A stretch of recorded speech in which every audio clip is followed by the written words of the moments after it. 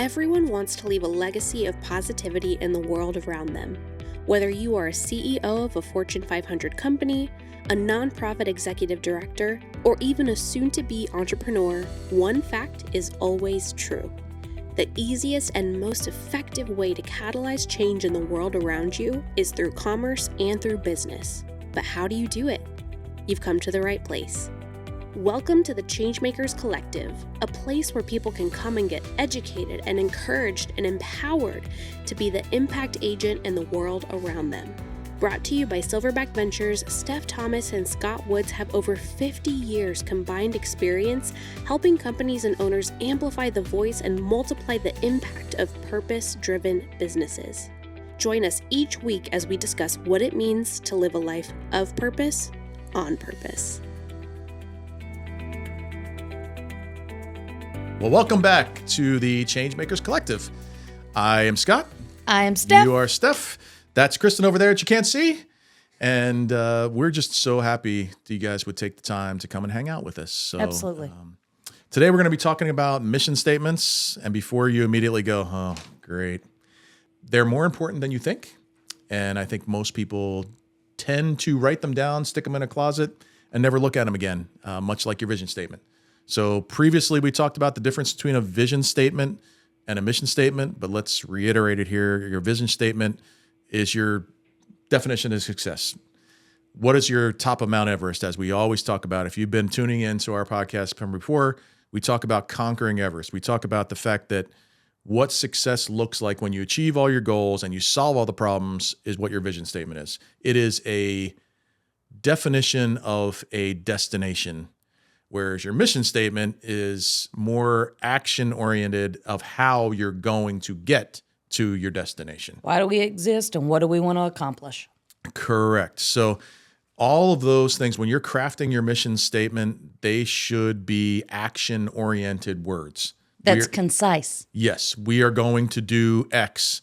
And because we are accomplishing X, we're going to get to the destination. If your mission statement doesn't give you actionable steps to get to your vision, then you've got the wrong mission statement.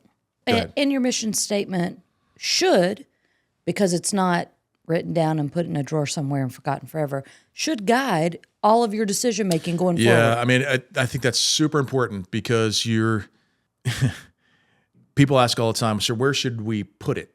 Well, first of all, it should be ingrained in every single person in the organization from the time you talk to them about onboarding. I just wanted to follow up because I knew where you were going with that. I think it should be short enough that everybody could repeat it. It guides you, right?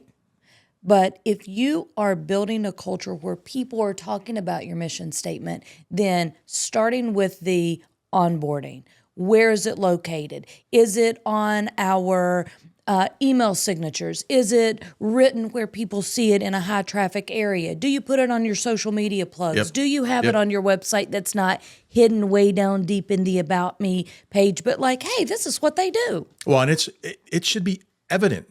It should be evident in the way you show up and the way you deliver your services so that somebody on the outside could almost tell you what your mission is because they see it in action every single day. Right. And that is a good test to see if you're actually living out your mission. And in a later episode, we're going to talk about your value systems as well. It should be evident. There should be evidence of what your mission objectives are. We talk about them as mission objectives because I think it's more action oriented. Right.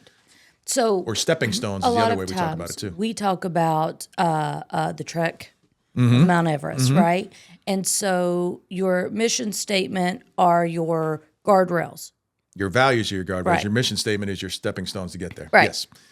Okay. But then people are like, well, but we're also working on this. Well, that's mission creep because you really don't know what your mission statement is. Or you don't know where your destination is. Right. Right. I mean, I think what's cool about the holistic approach that we take with the Conquering Everest is you can't take one of those pieces out of the equation. You can't take your values out of that equation. You can't take your mission objectives out of the equation, and you can't take your vision.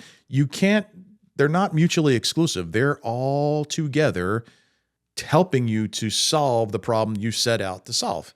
And I think that's where, we talk about the stepping stones or the milestones in order to get to the top of the mountain. That's what your mission objectives are. So as you're seeing the shiny thing off to the side and you go, ooh, maybe we should stop what we're doing and start doing this shiny thing over here because it could result in us making $1. You have to run that through the filter of, does it get us closer to our vision? Does it align with our values? And is it one of our mission objectives to get there? So, Scott, sometimes we will work with a client and they have spent thousands of dollars writing their mission statement. And then we're like, okay, well, what's your mission statement? And like everybody looks around. Especially when we say you cannot look it up. Yeah. What would you say? And that's an interesting conversation when we have it with nonprofit boards versus having it with the leadership. Right. Because again, it's like being on trial. If there's no evidence that you're actually doing the things you say and you're going to do in your mission statement, then it's not really your mission. Right. So let's talk about how you create a mission statement, right? Yep. Now, again, for those that have spent thousands of dollars or seeking people to spend thousands of dollars, yay, you, or just call us. we can Yes. help you. We'd be happy to charge you thousands of dollars to help you with or that. Or maybe not charge thousands of dollars and reallocate that money to other things that we can help you with. Yes. So things that should be in a mission statement: your purpose. Yep. Your target audience. Yep. Core activities. What services? And I think it's got to be action. It's got to be action oriented. I agree with you 1,000%. It should hit all the things. Again, if somebody on the outside is watching you go to work and what you're delivering and how you're doing it and how you're interacting with your customers and your employees and your vendors, it should be evident. They should be able to tell you what your mission statement is. Right. Okay, just off the top of my head. Like an easy mission statement would be to help boys and girls of high school age. Giving students the tools in order to learn at their pace and within their context of their everyday life. Right. So easy, not long, targeted to who specifically, what they're doing, and how to achieve it. Yeah, done. I mean, we've got a couple here that will show on the screen for those who are watching YouTube, but I'll read them here for those that are listening. And they're four of the biggest companies in the United States, and one of the company that's supposed to be one of the biggest companies in the United States, ours. It's going that way. But if you looked at LinkedIn's mission statement, it's to connect the world's professionals to make them more productive and successful. Connecting is an action word, making them more productive and successful. It's all based on actions. And we're talking about world's professionals. So you're saying you have the audience in there. Facebook, to give people the power to share and make the world more open and connected. Easy, rolls off the tongue. If you just encountered Facebook for the first time, maybe you think about it somewhat differently, but it's really a connection portal. Google, to organize the world's information and make it universally accessible and useful. That's what you're going to expect it to be. Right. The American Red Cross I love because some of the nonprofit mission statements can get a little wordy, number one, but also they're about solving problems in a different way. So the American Red Cross is to prevent and alleviate human suffering in the face of emergencies by mobilizing the power of volunteers and the generosity of donors. And I think what's important in that is to look at certain, prevent and alleviate suffering. So you're actually doing something. Their vision statement is going to be the result of what your mission is. They're going to prevent and alleviate human suffering in the face of emergencies. And how are they going to do it? They're going to use volunteers and the generosity of donors. And I will say this, we spent a long time working on our mission statement. Okay, but let me say this. Go for it. We did spend a long time, and we revamped it Yes. a few times. Yes. So just because it was written down the first time, that did not mean we were stuck with that for the entirety. There was let's look at that again. Let's look at that again. Now, once we hit our mission statement, we locked into it. Yeah, and I think that's an important piece of the puzzle because people will say, how often do you change one of those three things, vision, mission, or values?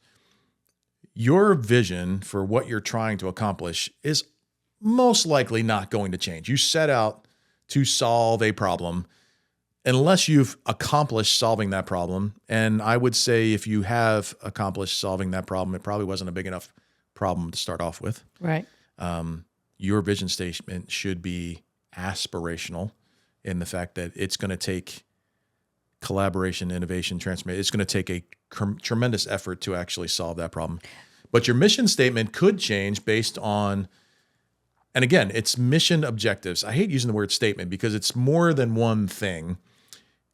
It could be several. And I think it's important to recognize that as technology increases, the use of technology increases, the environmental changes happening, cultural changes happening, your mission that you wrote 10 years ago could change along the way, but it's still got to be within the confines of accomplishing your vision. We worked with someone who in 1992, yes, they wrote that's a great example. Their vision, mission, That's a great example. value statement, and their mission, the language was outdated. The target audience had morphed. Yep.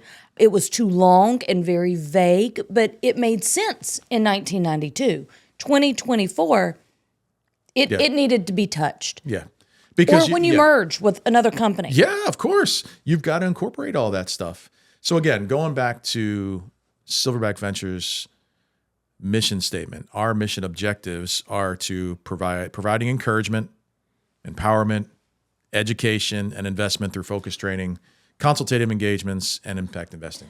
That's a nutshell of what we do every day, all day long. And when we do those things, it creates an atmosphere where we can accomplish our vision of seeing people living a life of purpose, on purpose, and amplifying the voice and multiplying the impact of purpose-driven businesses. I think another thing that, just as we wrap up this, you shouldn't be afraid to write the mission statement. You shouldn't be afraid to tweak the mission statement. You shouldn't be afraid to recite your mission statement, but you should live your mission statement. Oh, 100% yes. And I think a good check to see whether you're living out your mission statement is to ask people around you who don't know it. Ask one of your customers, what do you think our mission statement is? Or maybe a better question is, what do you think it should be? And to see how they react to that. As we talk about vision, mission, and values, a great way, you're asking your customers, you're asking your employees. Yep. If you are a nonprofit, you're asking your board, but also just do a website audit. Does your website reflect what your mission if someone got on your website and thought you sold shoes, but you really were helping organize volunteers for a service, you got a problem. Yeah. Your promotion of and explanation of your business to the world at large needs to be concise and easy to understand. But more importantly, you're spending all this money to create a website. If you're not living it out every single day, what is the point? Because we sat down a couple of years ago, 3 years ago now, and said, hey, this is what it is.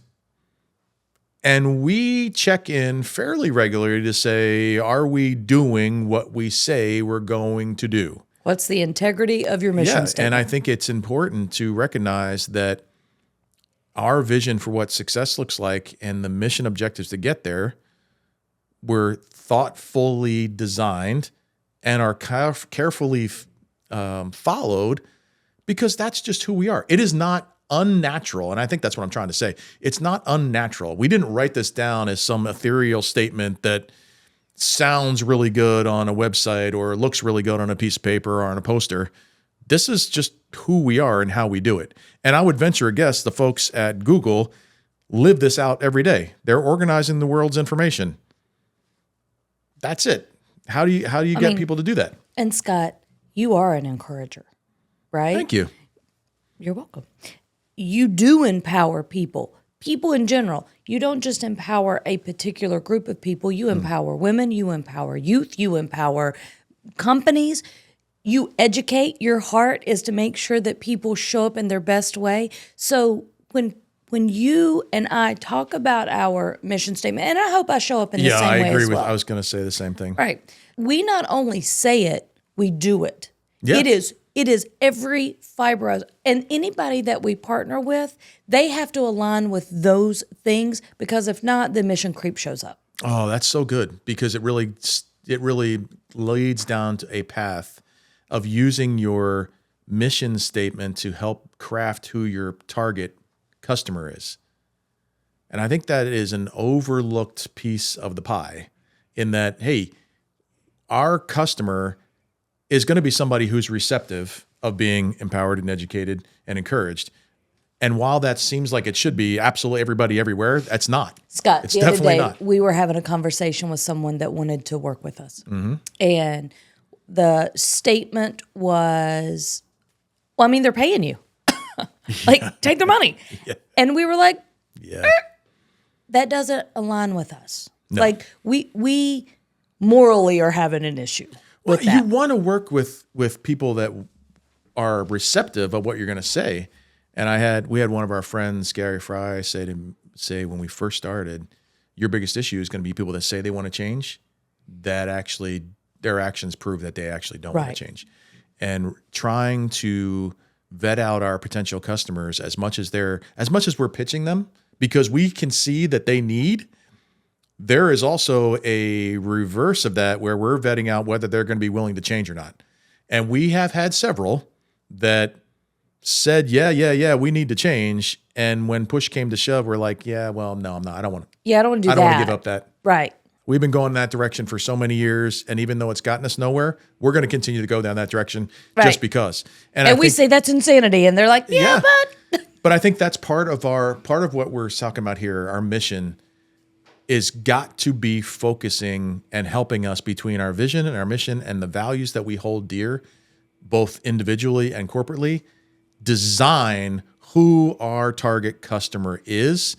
And I think if businesses understood that in a more powerful way, you would have a lot less frustration from a customer interaction standpoint.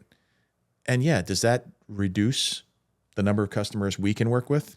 Yeah, it does. We're not about people that just want to make money. We're about people that want to do something for the greater community. And if that's not you, great. Okay. There are other people that we can connect you to. We'll be happy to refer you to somebody. But if your whole thing is I am going to make money at the expense of everybody and everything around me, you're not probably our an ideal customer for us. But that is brave, right? So companies have a hard time to say, well, okay, you know, Yes, I don't That wanna, is hard, because all of a Right. sudden you're saying, hey, I'm going to literally say no to a potential customer. But here is how you get around that. Not get around it in a sense of, but you don't burn bridges, meaning you have conversations around, here's where our mission, value stand. Maybe we can't help you, but because you're not new, if you're a consultant or there are other people doing what you're doing, let me connect you with XYZ. Those people will usually come back, or they'll refer somebody else to you. Well, it's super interesting you say that, because I agree with you. I think deep down, and it may be covered up by decades of greed, but I think deep down, most people will start a business to solve a problem. Right. And it may have gone sideways through maybe no fault of their own. Right. Where you really found yourself in a position where you had to say yes to every customer, and you were going to go belly up. You find yourself with customers that you don't really want, and you've made a right-hand turn when your vision was, straight ahead. Once we start having those conversations and are vulnerable enough to say, yeah, I just don't think you're a good fit for us, because of who we are and how we show up, people are all like, well, hold on. Right. Like, I do want to Right. work with you. And I'm like, Right. yeah. No, really, when we started, this is Yep. what we wanted to do. Okay, how can we help you Which get back makes there? it a much more important and interesting conversation for us because we want to see people do well. And I know that sounds so cliche when I say it out loud. But it's not that's- cliche. That's totally the truth.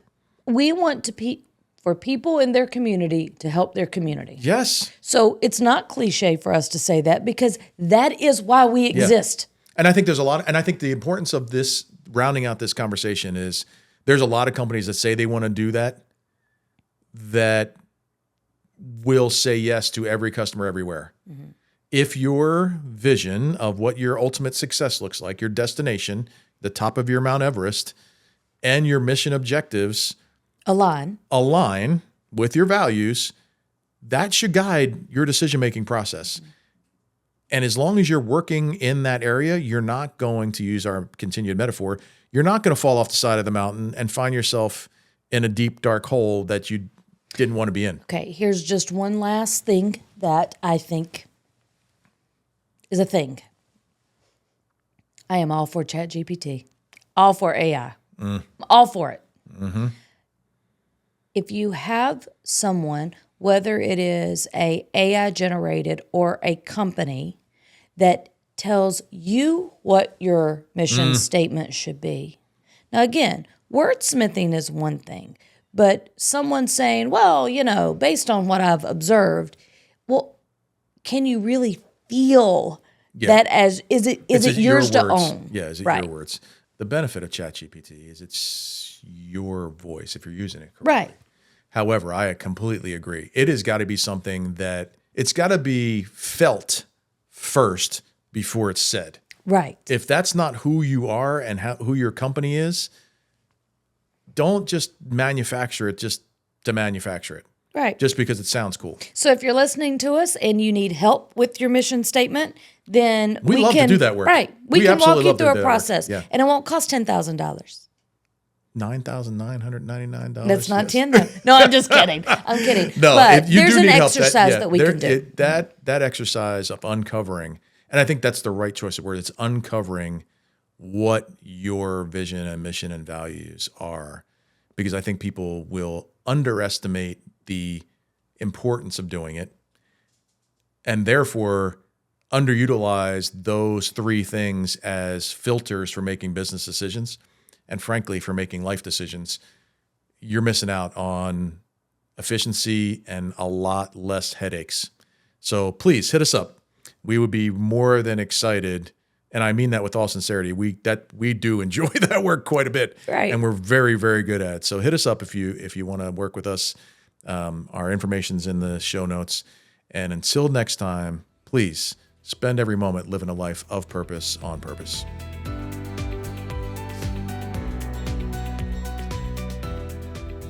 Thank you for listening to the Changemakers Collective. If you've enjoyed this episode, please help us grow our community by leaving us a review on Apple Podcast or rating us on Spotify.